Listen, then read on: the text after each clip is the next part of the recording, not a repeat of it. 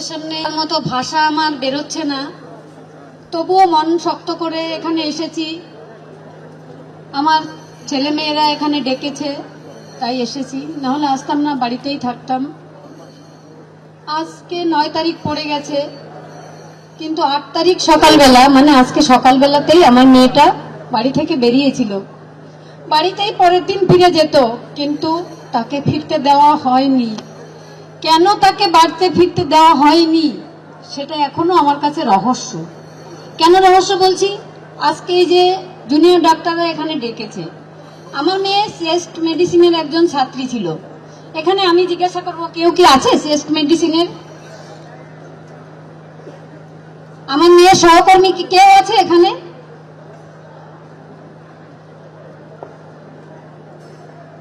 হয়তো বা নেই। কেন নেই তারা?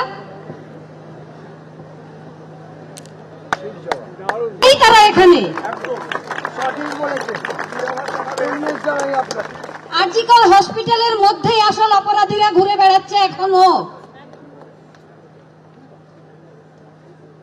এবং শ্রেষ্ঠ মেডিসিনের মধ্যেই সমস্ত রহস্যটা লুকিয়ে আছে। কেন সেদিন যে মেয়েগুলো ছিল তারা তাদের সহপাঠীকে হারিয়েছে, তারা 30 জন মিলে কেন ডেড বডিটা সেদিন আটকাতে পারলো না?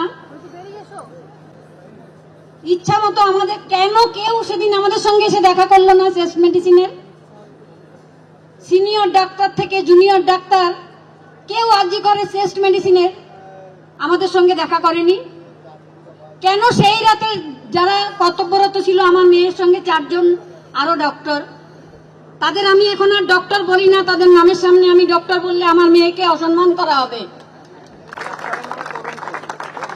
কেন তারা আমাদের সঙ্গে কোনোদিন কথা বলেনি? কোনোদিন একবারও ফোন করে জানার চেষ্টা করেনি তো যে আমাদের সহকর্মীকে আমরা এভাবে হারিয়েছি, তার বাবা মা কেমন আছে একবার দেখে আসি আমরা?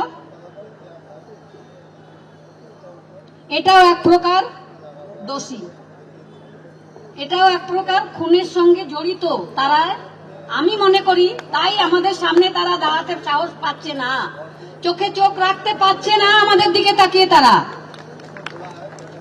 আজকে জিজ্ঞেস করলাম কি হয়েছে এখানে, উনি বললেন আপনার মেয়ে খুব ভালো ছিল, আমার যে 30 জন স্টুডেন্ট আছে তার মধ্যে ও সব থেকে ভালো এবং সব থেকে ভালো কাজ করতে পারে। আমি বললাম আমি এখানে আমার মেয়ের সার্টিফিকেট চাইতে আসিনি, আমার মেয়ের এখানে কি ঘটনা ঘটেছে সেটা বলুন। উনি একটা কথাও আর বলেননি আমাদের সাথে। কেন বলেননি? কিছুই কি জানতেন না?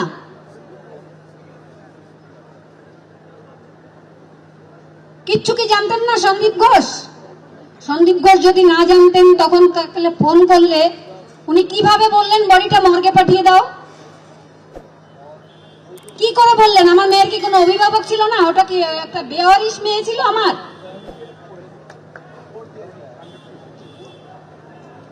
কিভাবে বললেন উনি এই কথাটা?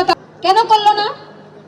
একমাত্র সেই টেস্ট মেডিসিনের সবাই একটা পাখি, তোতা পাখিকে যেমন পড়িয়ে দেওয়া হয় ওরকম পড়িয়ে দেওয়া হয়েছে।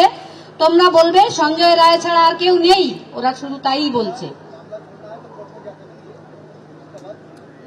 একটা মেডিকেল কলেজ অ্যান্ড হসপিটাল যেখানে আমরা বলি ভগবান বাস করে, আমার মেয়েকেও সেরকম সবাই অনেকেই কোভিড পিরিয়ডে দেখেছি, অনেক বয়স্ক লোক এসে আমার মেয়ের পায়ে প্রণাম করতো, বলতো দিদি ডাক্তার, ভগবান এবার আপনার জন্য আপনি বেঁচে গেছেন। সেই মেয়েটা পরিষেবা দিচ্ছিল সেখানে, তাকেই আরজি করে মর্গের লাশ হতে হলো। কোন রাজ্যে বাস করছি আমরা? আজকে আমরা খুব সাধারণ ঘরের মেয়ে বলে মেয়েটা আমার অসাধারণ হয়েছিল, তাই কি আমরা মেয়েটাকে আজকে হারিয়ে ফেললাম? কে দেবে আমাকে এই জবাব? কি অপরাধ ছিল আমার মেয়েটার? কি অপরাধ ছিল আমার? কি অপরাধ ছিল ওর বাবার? কি অপরাধ ছিল বলুন তো ওই ছেলেটার? আমার মেয়ের যে বন্ধু, লোকের সামনে বেরোতে পারে না, নিজেকে একটা কি বলবো হসপিটালের মানে কর্তব্য এত তার বেড়ে গেছে, বলে আমি কাকিমা বাড়িতে থাকতে পারি না, আমার পেশেন্ট দেখতেই ভালো লাগে, হসপিটালে ঢুকছি আর হসপিটাল থেকে বেরোচ্ছি আর পেশেন্ট দেখছি, এটাই তার লাইফ রুটিন হয়ে গেছে। কেন বলুন তো? এবার সাইকিয়াট্রিতে গোল্ড মেডেল পেয়েছে। গোল্ড মেডেল পেয়ে কানায় এত ভেঙে পড়েছে যে সে বাড়িতে থাকতে পারেনি, 3 দিন বাইরে বেরিয়ে গেছিল। আমরা কি পারবো তার দুঃখের অবসান ঘটাতে? কেন ঘটলো এরকম একটা সুরক্ষিত জায়গায়? আরজিকর হসপিটালটা আমার সব থেকে ফেভারিট ছিল। আমি যখনও চান্স পাইনি, আমার মেয়ে 4 বার পিজি পরীক্ষা দিয়েছিল, নিট পিজি। ওর যেহেতু মেডিসিন খুব ফেভারিট ছিল, অন্য কিছু পেলেও নিত না। আমরাও কিছু বলতাম না যে ওর যেটা পছন্দ, যেটা নিয়ে ও চলতে চায় সেটা নেবে। আরজি করে চেস্ট মেডিসিনে ভর্তি হওয়া খুব টাফ। যারা টুকে পাস করেন বা টাকা দিয়ে ভর্তি হন তাদের ব্যাপারটা আলাদা।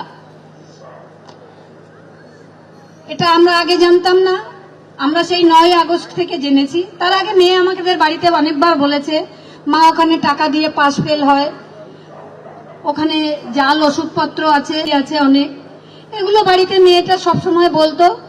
কিন্তু তার জন্য যে ওকেই আমরা হারিয়ে ফেলবো, একটা সরকারি প্রতিষ্ঠানে, একটা জনবহুল হসপিটালে একটা সঞ্জয় রায় সিভিক ভলেন্টিয়ার, সে এসে একজন ডক্টরকে খুন ধর্ষণ করে চলে গেল, বাকি হসপিটালের কেউ কিছু জানতে পারলো না। তাহলে সেই হসপিটালটা বন্ধ কেন হয় না এখনো বলুন তো? চালানোর অধিকার কি সরকারের থাকে? আর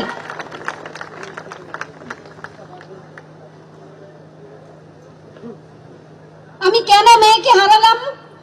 আমি কি খুব প্রভাবশালী নই বলে আমার মেয়েটাকে আজকে হারিয়ে ফেলতে হলো? যারা প্রভাবশালী তারা টাকা পয়সা দিয়ে বাইরে মেয়েকে পাঠিয়ে দেয়, ছেলেকে পাঠিয়ে দেয়, সুরক্ষিত জায়গায় পাঠিয়ে দেয়। আর আমার মেয়েটা মেধার ভিত্তিতে সরকারি হসপিটালে চান্স পেয়েছিল। সে পড়াশোনায় অনেক ভালো ছিল, অনেক পরিশ্রমী ছিল, তাই তাকে পৃথিবীতে বেঁচে থাকতে দেওয়া হলো না।